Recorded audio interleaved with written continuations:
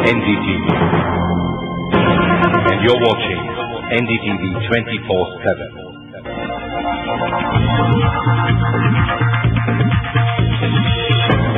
Hello and welcome to Boxer Talk. I'm Shekhar Gupta, and on perhaps the coldest day in Delhi in many years, my guest needs no introduction, Rahul Dravid. And Rahul, welcome to Boxer Talk. But before we talk about other things, let me tell you one little factoid. In nearly 200 episodes of Boxer Talk, you are only the second guest to be repeated. That's great. And you know who the first one was? No. Mr. Advani. So that makes me in very good company. So I'm honored. What it also tells us is that cricket is something that we take seriously only next to politics. Sometimes I think too seriously. Politics or cricket? Well, cricket I think. Politics we must take seriously. Probably we don't take that too seriously now. Why do you say we take cricket too seriously? Well, I mean, when I say that, I mean that I just, the emotions and the passions involved in the game are so much that I think we tend to forget sometimes that it's just a game, and we tend to forget that winning and losing is part of the game, and as long as your team or your country's team tries its best, it's a sport, and people should enjoy it for the sport that it is, and there are good performances on both sides. Both teams come there to play cricket and they play good cricket, and sometimes I think people take the thing too personally. Sometimes I think winning and losing as an Indian cricket team, I feel people almost feel that it's a personal insult to them if the team loses, and it's the same way. I mean, when we win, they get so excited and they're so happy that I think sometimes it can get a bit too much. I like particularly what your coach Greg Chappell said the other day. I think he was talking to an Australian paper, and he said working with these guys is like escorting the Beatles. He said you go to the airport from the city, there are 50,000 people lining the streets. It's wonderful. It is. I must say that it's a privilege to play for India. It's an honor. I think sometimes I look around and I see how lucky I am to be lucky enough to play this game and to play it well enough to be able to represent my country for the time I have. I think the Indian fans are the best fans in the world. There's no doubt about it. The kind of reception we get. They're demanding. There's no doubt about it. They're demanding. And they're unforgiving. And they are unforgiving, but they're also some of the best fans in the world. And I think we must realize that the Indian fan today is running world cricket, and make no mistake about that. Well, that's why this is the richest cricket, not team in the world in the sense of players, but this is the richest sort of part of the cricketing world right now, isn't it? It is. I think it's where the finance of world cricket is, I wouldn't say coming from completely, but definitely a major part of the world cricket today is being run by Indian companies, and part of that is also the result of our economy and the growth that we've seen over the last 10-15 years, and just the success that is India. I mean, the success that is India is being reflected in the cricketing world as well. But Rahul, something else.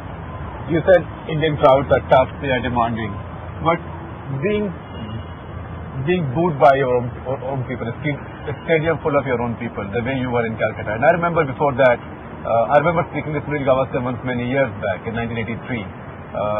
I think the last time until now that an Indian team played an international match in Srinagar, and the team was booed and the crowd supported the West Indies. And in fact, Sunil Gavaskar once mentioned to me that was the fastest he had seen anybody bowl, Malcolm Marshall bowling in Srinagar. The combined effect, how does it work on your mind? I know that many players who went to Srinagar then came back scarred from that experience. To be very honest, to have an Indian crowd take a position against you from the moment the first ball is bowled.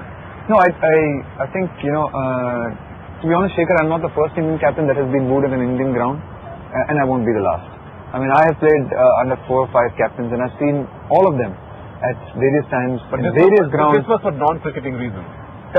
Yes, some of the things I think that the boys. I mean, I was lucky probably not to field in the boundary line, but some of the things that the boys heard at the boundary line and some of the abuse that they were given was not nice. But having said that, we didn't play well as well on the day. I mean, it was a day when we were totally beaten by a good South African team. We were outclassed. People were upset. There were a variety of reasons for why they were upset. Some of it was legitimate, some of it was not. I mean, there's no point getting into that. Right. But I think as an international sportsman, you've got to sometimes accept these things. They're not always an ideal situation. They're not always you come back from it not always feeling very nice about it. But you understand it. I think you can rationalize it. I mean, people are upset. You haven't played well as a team. People are emotional. So, I mean, and like I said, Shekhar, I'm not going to be the last. I know that. I mean, I know that, like I said, people are demanding and they're also, very loving as well. So, can I give you Kapil Dev's sort of regional theory of Indian cricket? He says, if you look at the West, all talent, very little hard work. Kapil's theory. If you look at the South, a lot of talent, a lot of hard work. If you look at the North, some talent, loads of hard work. And he says, if you get it all together somehow, go to the East, go to Calcutta and perform because you get 100% adulation. To get abused in Calcutta then must be particularly galling, isn't it? Because Calcutta has, you've had one of your great appearances for India. I've always done really well in Calcutta. I love playing in Calcutta. I mean, the experience of playing with Lakshman that day. Right. 6 months before I went there for the last game, I'd got 100 in each innings to win a game against Pakistan. Right. To win a test match, for India against Pakistan and score 100 in each innings is very special. I love playing in the Eden Gardens. It's a great venue. It's it's a great place to play cricket, and that will never change. I mean, I'm going to love going back and playing in that venue. Unlike Sunil Gavaskar, you are not blackballing the venue. You are going back. No, I'm not definitely not black. No, but like I said, the even Sunil Gavaskar, like you said, I was given a tough time in Calcutta, so I'm in good company, Shekhar. I'm very good company. I'd love to be in the company of Gavaskar. So, talking about Pakistan, Rahul, what do you take to Pakistan? What have you learned? What memories of the last tour do you take to Pakistan now? What lessons, what memories? I take back some very fond memories, both on and off the field. I think, on the field we won a series abroad, first team to win a series in Pakistan. Personally, it was a good series for me in both the one days and the test. Just meeting people, making friends outside the cricket field. I have some very good memories of that trip. I think the couple of months that we spent there was really enjoyable. It was a very different time that we went last time. We hadn't been there for 13, 14 years, and there was a bit of apprehension. But we really had a lovely time. Were you surprised by the way the team did? I was not very surprised because, to be honest, we had just come back from a very good tour of Australia. So we were playing some good cricket. But we had heard the same talk then as we hear now. Shoaib Akhtar, how will they deal with him? Sami, Akhtar, Canaria, home pitches, home advantage. You will hear these things all the time, Shekhar. These things, like I said, the talk before a series has not changed in the 9 years that I have been playing this game. Every time we go somewhere, the talk is the same. Every time another team comes here, it's the same. How will they deal with the spin? How will they deal with our spinners? So, pre-match and pre-series talk has never changed. Probably never will. Right. But there is still this general feeling that this will be Pakistani bowling versus Indian batting. And our batting, as we've seen lately, has shown some sting. We were nearly exposed by South Africa. Then we were exposed at least in one match by Sri Lanka. We are going to, we have a good batting lineup, and that's been our strength. There's no doubt about it. Over the last 4 or 5 years, we've had a group of players who've come together and played probably some of their best cricket as batsmen. I mean, whether you look at what Sachin's done, Sehwag's done, Lakshman, Saurabh. I mean, all 4 or 5 of us have got together and played probably some of our best cricket at this point of time. So, our batting is our strength. But right now, there's a patchiness to it. There is a certain amount of patchiness to it. I'll definitely agree with that.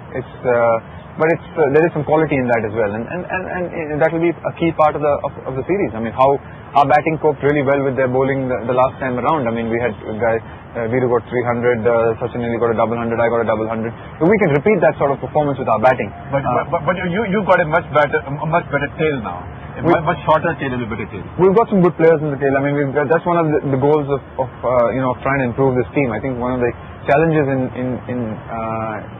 challenges for me as a captain and for us as a team management is how do we get the best out of our players and how do we make them improve not only as players but also as individuals, and how do they grow. And I think by giving them different challenges, giving them different opportunities, we're seeing that not only are they relishing it, but they're also growing and becoming better cricketers. And in the end, that's finally the goal. I mean, talking of that last series, you talked about your double 100, Sehwag's triple 100, and Sachin's near double 100. Question about that. Questions have been raised about when you declared and why you declared. Have you thought about it?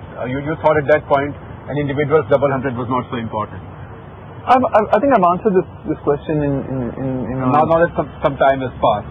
No, like I said, I mean, I was never. And now that you're a full-time captain. Well, in the sense that I was never sure that the test match was going to finish on the fifth day morning like it did. I mean, the test match finished 80 overs before the end of the day, and if I had known that we were going to have that much time, I would not have declared at that point of time. But I didn't have privy to that knowledge, and I wanted to have a crack at the Pakistani batsmen that evening, and that's what I felt was the best chance, that it would give us the best chance to win that test match, and we were in a position to. And it was Sachin's knock and Subiru's knock that had actually got us into that position to. I think there again, I think a lot was made out of it. Me and Sachin have respected and known each other for so long, and we get along really well. Between us, the issue was sorted out as quickly as possible. We spoke about it, and what we spoke about is obviously something that will remain personal, and I've really admired and respected him and appreciated the way not only he's handled that episode, but a lot of things in his life.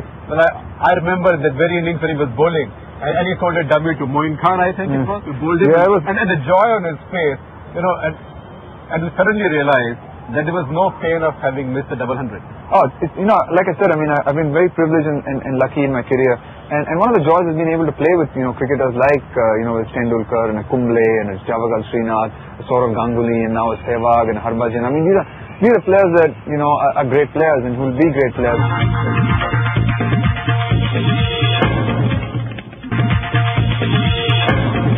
Now let's talk about captaincy. It's often believed that a player's own attitude to game. For example, a batsman's batting reflects in his captaincy. A bowler's approach to bowling reflects in his captaincy. How do you define your captaincy? I know your answer will be that you've had the job for too short a time, but still. Yeah, that will be my answer. Thank you. I preempted that. Yeah, like I said, I have done it for a short period of time, but I don't think that the way you captain is the way you bat is necessarily the way you will captain. I think that's a wrong, that's a cliche. I mean, people say, oh, he's an attacking player, so he'll captain attackingly, and he's a defensive player, so he'll captain defensively. I think they're two different things. You bat according to your skill level, you bat according to the way you know how to bat, the way you've grown up how to bat, and you captain according to the way you think about the game. You captain according to the resources you have. There is no point a Bangladeshi captain with the resources he has being blindly aggressive. I think I don't think the two are related at all. I think you captain with the resources you have, you captain with the money you have. Your own batting has evolved. It has in the last 4 or 5 years. I mean, I've played some of my best cricket in the 4 or 5 years, and I've grown as a player and as a person, and it's been quite satisfying. In fact, John Wright said that you are fitter in your 30s than you were in your 20s. It's probably true. I think the awareness of fitness is a lot more towards the later part. I mean, not towards the sort of.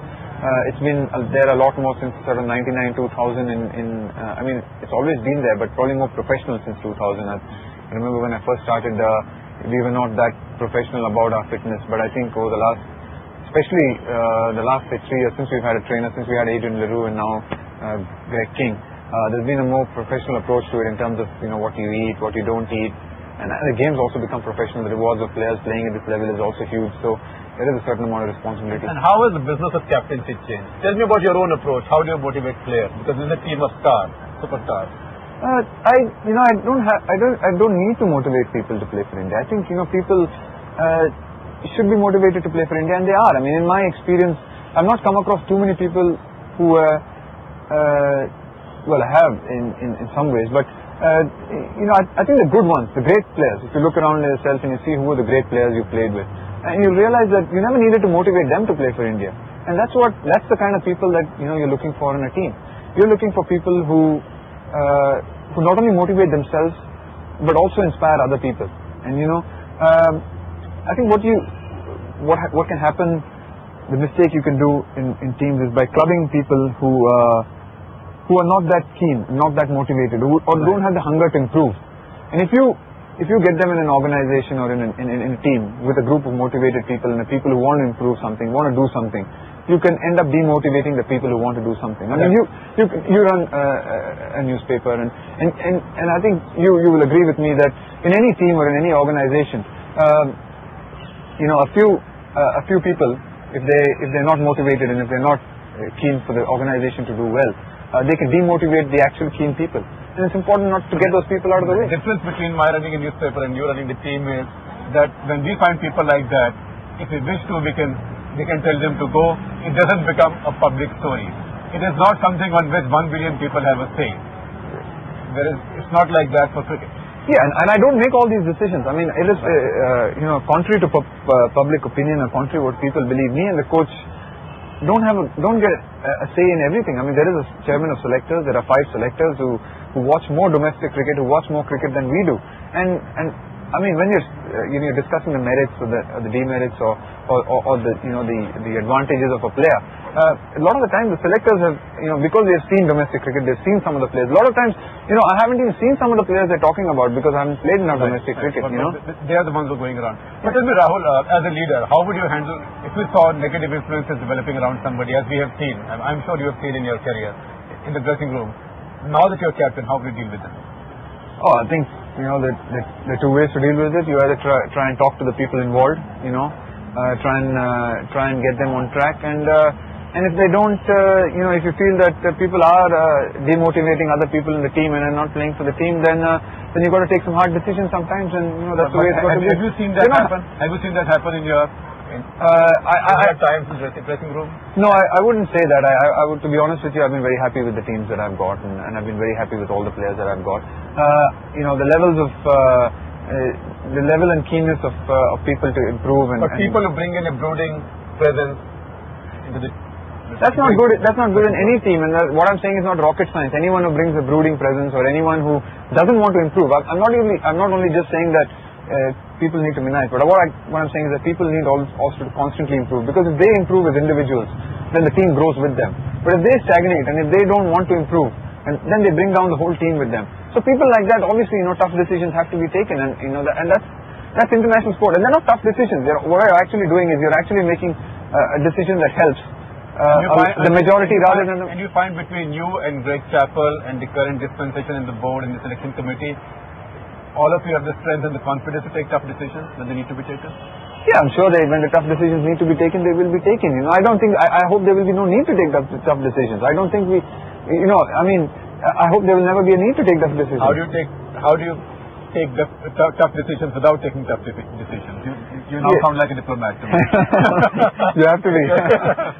No, what I'm saying is that I hope no one will ever give us the reason to take a tough decision. Well, that's what I'm trying to say. Is that you hope that in your career that you get to work with the kind of people where you're not expected to take tough decisions. So one of the problems that many people see, I see, all of us are cricket experts, is that this is a team full of senior people and senior influences.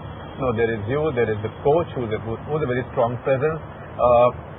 There is a former captain, Sachin Tendulkar. There is a strong vice captain, Virender Sehwag.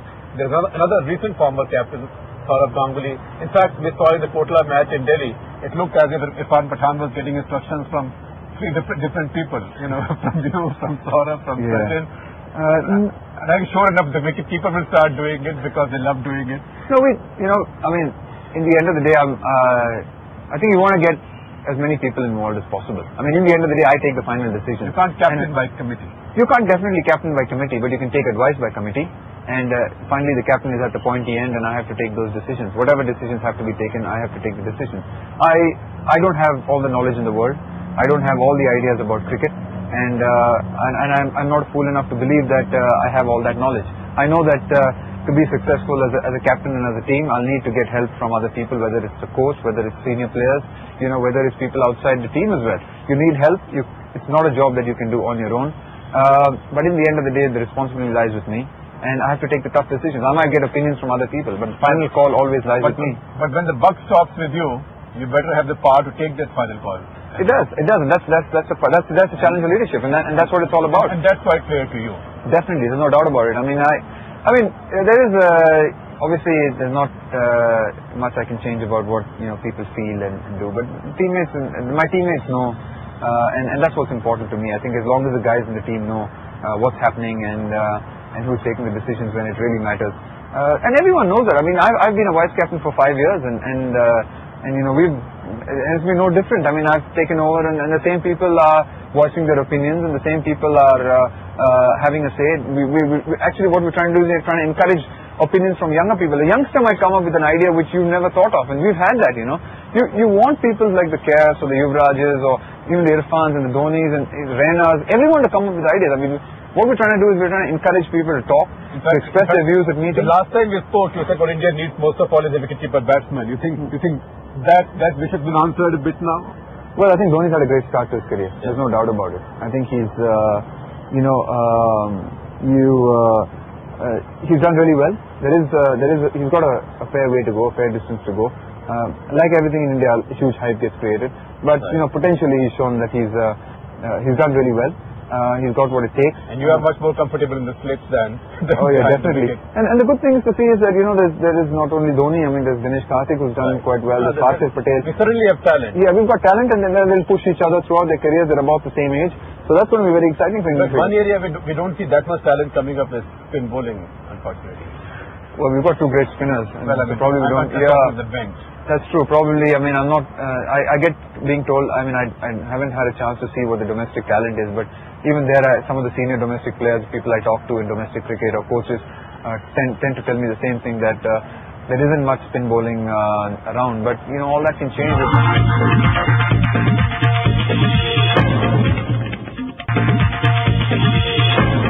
Tell me your thoughts now on the eve of your visit to Pakistan. What is the mental preparation? What are you looking forward to? What are your big challenges, opportunities, all in 35 seconds? It's a great opportunity, great challenge, great team, great chance for this young team, I think, to grow and to take this as part of the one step in a journey that we want to accomplish.